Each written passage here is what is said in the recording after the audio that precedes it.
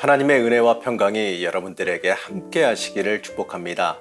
오늘 함께 보실 하나님의 말씀은 예레미야서 16장 21절 말씀입니다. 여호와께서 이르시되 보라, 이번에 그들에게 내 손과 내 능력을 알려서 그들로 내 이름이 여호와인 줄 알게 하리라. 예레미야서 16장은 이 예레미야의 신변에 관련된 명령을 통해서 유다에 대한 심판을 경고하고 있습니다. 이 16장의 말씀은요, 1차 포로기 이후에 그 여호야김 왕 때 기록이 된 말씀입니다. 이때는요, 1차 포로기를 겪고 난 뒤에도요, 계속해서 악행을 일삼았던 시기죠. 바로 이 바벨론의 2차 침공이 있기 바로 직전에 선포되어진 경고입니다. 그렇기 때문에요, 아주 심각한 경고이자 아주 임박한 멸망의 선포이기도 했습니다. 먼저 1절에서 9절 말씀은요, 이 예레미야에게 행위로 이 앞으로 일어날 일을 미리 보여주라고 명령하십니다. 바로 세 가지의 금지 명령을 내리시지요. 이 금지 명령을 통해서요, 경고하고 계시는데, 그 첫째는 결혼하지 말라, 둘째는 초상집에 들어가지 말라, 셋째는 잔치집에 들어가지 말라라고 하는 명령입니다. 이 예레미야에게 독신으로 살 것을 명령하셨어요. 그런데요, 이 결혼은 이 하나님께서 명령하신 사람에게 있어서 굉장히 중요한 제도입니다. 그렇기 때문에요, 이 시대 배경에서 이 독신 생활이라고 하는 것은요, 굉장히 아주 특별한 일입니다. 그런데도 하나님께서 이렇게 명령하신 것은요, 예레미야의 이 삶을 통하여서 하나님의 메시지를 전달하기 위해서입니다. 호세아는요, 이 음란한 여인 고멜과 결혼하게 만들으셔서 이 아이를 낳게 하심으로 이스라엘의 음란함을 책망하고 심판을 선포하셨습니다. 이 결혼 금지에 이어서요, 그에게 자녀를 두지 말라고 명령하시지요. 이 당시의 이 사회적 배경으로요, 이 자녀를 갖지 못한다, 이것은요, 큰 불행이었고 하나님의 징계처럼 여겼습니다. 그 이유에 대해서 4절은 이렇게 말씀하고 있습니다. 사람들이 혹독한 질병으로 죽을지라도 울어줄 사람도 없고 묻어줄 사람도 없어서 죽은 사람들은 땅 위에 뒹그는 거름덩이처럼 될 것이다. 전쟁에서 죽거나 굶주려서 죽은 사람들의 시체는 공중의 새와 들짐승의 먹이가 될 것이다. 방금 본 말씀에 들어있는 그 이유는요, 이 땅의 아이들이 이 몹쓸병에 걸려 죽게 될 것이고 또 칼과 기근에 모두가 죽게 될 그것 때문입니다. 이 후손이 없기 때문에 장례도 당연히 못 치르겠지요.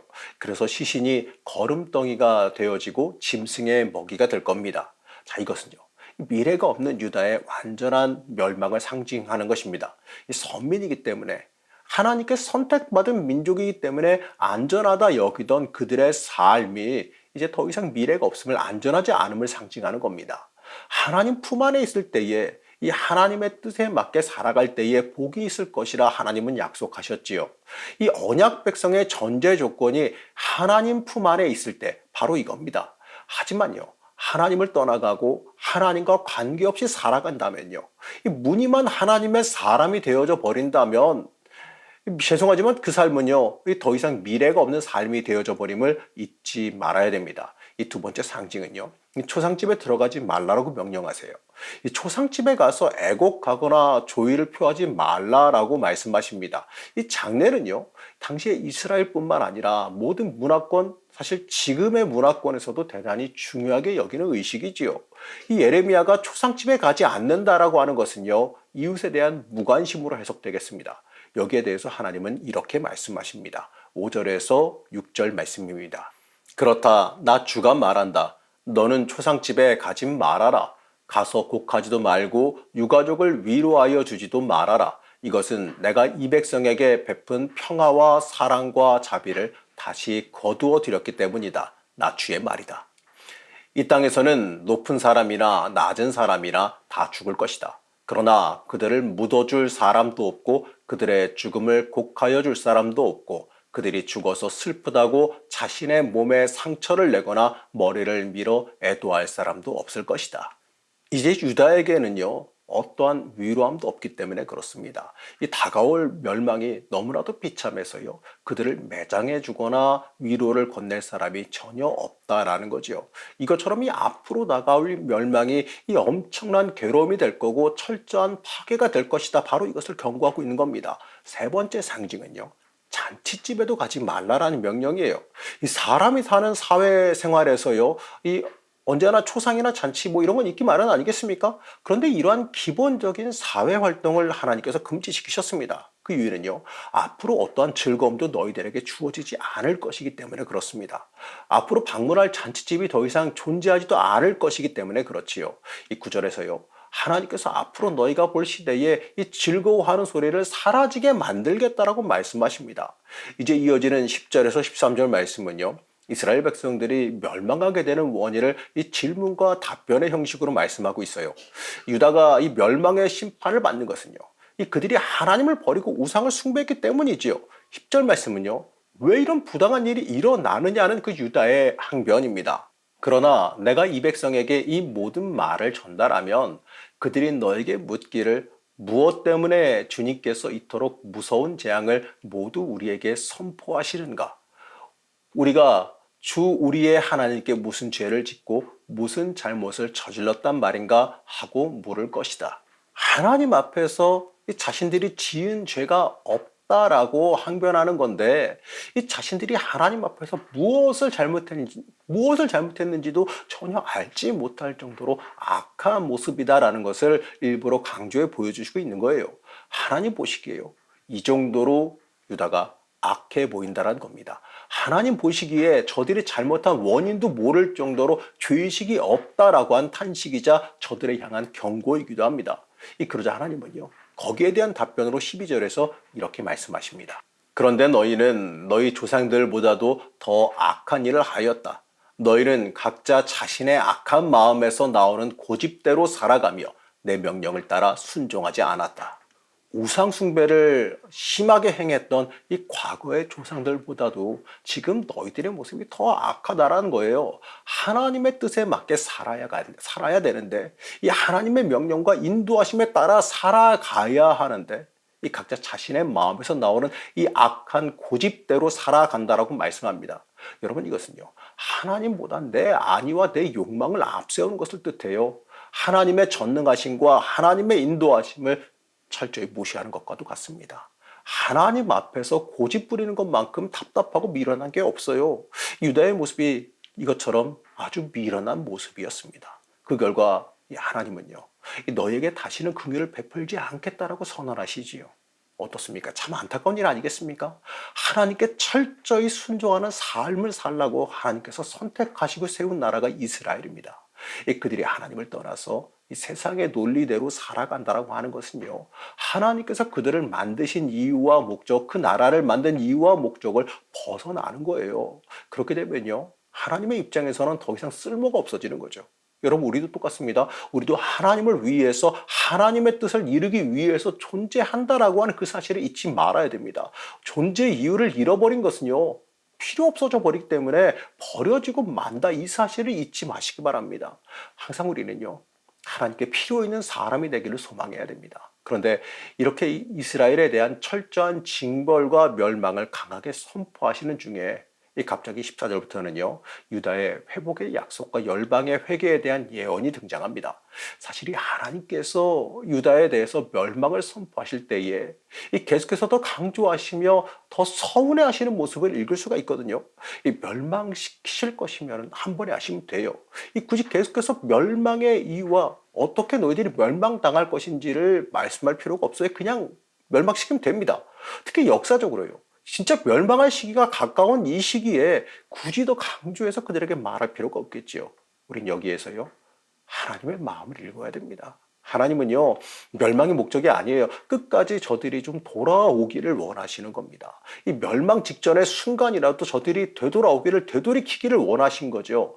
그러기 때문에 진짜 멸망이 이제 눈앞에 다가오게 되자 안타까우셔서 더 멸망을 선포하시는 것이고, 안타까워서 더 보여주시기 위해서 상징 행위까지 통해서 저들을 설득하시려고 하는 겁니다. 우리는 하나님의 마음을 읽고요, 또 하나님 앞에 더 가까이 빨리 나아갈 수 있어야 됩니다. 하나님 앞에서는요, 빨리 다가가 안기는 게 지혜로운 삶이라는 것을 잊지 말아야 돼요. 하나님은요, 14절과 15절을 통해서 앞으로는 너희들이 출애굽의 역사를 통해 하나님을 말할 것이 아니라 너희를 포로에서 이끌어내신 하나님, 너희를 포로에서 다시 고향 땅으로 돌려놓으실 하나님을 통해서 하나님의 살아계심을 말하게 될 것이다 라고 말씀합니다. 유다가 멸망하는 것은요, 하나님의 이 능력이 없거나 이들을 버린 것 때문이 아니고 유다의 철저한 범죄 때문이라는 걸 깨달아야 됩니다. 이 징계가 목적이지 영원한 멸망이 목적이 아니기 때문에 그래요. 그렇기 때문에 하나님은 징계만을 말씀하는 것이 아니라 다시 회복도, 다시 돌이켜서 저들을 살릴 것도 함께 말씀하시는 겁니다. 그러나 중요한 것은요, 이 구원이 있기 전에 철저한 심판이 먼저 다가온다는 거죠. 18절의 말씀입니다. 그들이 시체 같은 우상으로 내 땅을 더럽히고 내가 그들에게 물려준 땅을 역겨운 우상들로 가득 채워 놓았으니 나는 이렇게 우선 그들의 죄악과 허물을 갑절로 보복하겠다. 이들을 포로에서 건져주시고요, 다시 돌이켜 주시겠다라고 하는 것은 결국은 포로로 끌려가는 것은 안 막아주시겠다, 안 막겠다, 그건 끌려가게 하시겠다 이런 뜻이에요. 18절에서 이 악행과 죄로 인해서 바로 하나님 중심이 되지 아니하고 인간 중심이 되고 이 자신들의 안위만을 위해서 살아온 그들에게 갑절로 되갚아 주시겠다라고 말씀하시는 겁니다. 회복과 용서는요, 물론 하나님께서 주시지만 범죄함에 대한 대가는요, 당연하게 치르게 만드십니다. 우리는 이걸 잊지 말아야 돼요. 용서와 긍휼의 하나님 맞습니다. 하지만 엄연한 이 죄에 대한 대가는 엄연히 하나님께서 요구하신다는 거예요. 그렇기 때문에 우리는 이 죄에서 멀어지기 위해서 애써야 됩니다. 하나님 중심으로 하나님 앞에서 살기를 소망해야 되는 겁니다. 여러분, 그것이요, 우리의 삶의 복이 되기 때문에 그렇습니다. 이제 19절에서 21절 말씀은요, 우상을 숭배하던 이방 나라들도 하나님 앞으로 나오게 될 것이다 라는 것을 예언하십니다. 그들이 하나님 앞에 나와서요, 자신의 조상들이 섬기던 우상이 헛되다는 것, 하나님 외에는 아무것도 가치가 없다라는 것을 고백하게 될 것이다 라고 예언하십니다. 하나님께서요, 그들에게 권세와 능력을 알려주셔서 하나님이 주인 되심을 깨닫게 하시겠다라고 말씀하시지요. 이 하나님께서 궁극적으로 모든 것의 피난처요 구원자 되심을 고백하는 겁니다. 이것을 통해서요, 지금의 유다 백성들이 얼마나 어리석은지를 알 수 있게 되는 거죠. 자기를 섬기던 그 우상의 나라들이 결국은요, 하나님 앞에 엎드러질 것인데 그 하나님의 사람이 하나님 앞에 바로 서지 못했으니 얼마나 미련한 일 아니겠습니까? 이 모든 것을 구원하시기 원하시는 하나님의 사랑을 말하기도 하지만 헛된 것에 빠져 살고 있는 미련한 자들에 대한 경고도 같이 주어지는 겁니다. 우리는 하나님의 사람이다라고 말하면서요, 얼마나 하나님 앞에서 신실하게 살아가고 있습니까? 하나님 중심으로 얼마나 살아가고 있습니까? 내가 기도하는 그 기도의 제목이, 내가 간구하는 간구의 제목이 얼마나 하나님을 위한 것이고 하나님께서 얼마나 원하시는 제목입니까? 여러분 스스로 한번 돌이켜 생각해 보시기 바랍니다. 12절 말씀을 함께 보시겠습니다. 그런데 너희는 너희 조상들보다도 더 악한 일을 하였다. 너희는 각자 자신의 악한 마음에서 나오는 고집대로 살아가며 내 명령을 따라 순종하지 않았다. 사랑하는 성도 여러분, 12절에서 나오는 그 유다에 대한 이 평가를요, 다시 한번 마음에 새기시기를 바랍니다. 우리에 대한 하나님의 평가가 이렇게 되지 않도록 우리는 깨어서 기도할 수 있어야 됩니다. 하나님과 관계없이 내 멋대로 살아간다라고 하는 그 평가가 우리에게 임하지 않기를 바랍니다. 우리가 이 땅을 살아가면서요, 가장 중요한 것은 하나님 마음에 맞는 삶을 사는 겁니다. 오늘 하루를 보내면서요, 하나님 앞에 철저히 순종하며 하나님 마음에 합한 삶을 살아가시기를 결단하기를 지난 간절히 축복합니다. 우리를 여전히 잊지 않고 사랑하신 하나님, 우리가 하나님 앞에 자기 멋대로 살아감으로 인해 안타까워하고 계심을 봤습니다. 우리의 죄악을 용서하여 주시고 우리가 변하여 하나님의 사람으로 이 땅에서 굳건히 서게 허락하여 주시옵소서. 오늘 하루도 하나님 앞에 순종하는 하루가 되기를 원하오며 거룩하신 예수님의 이름으로 간절히 기도드렸습니다. 아멘.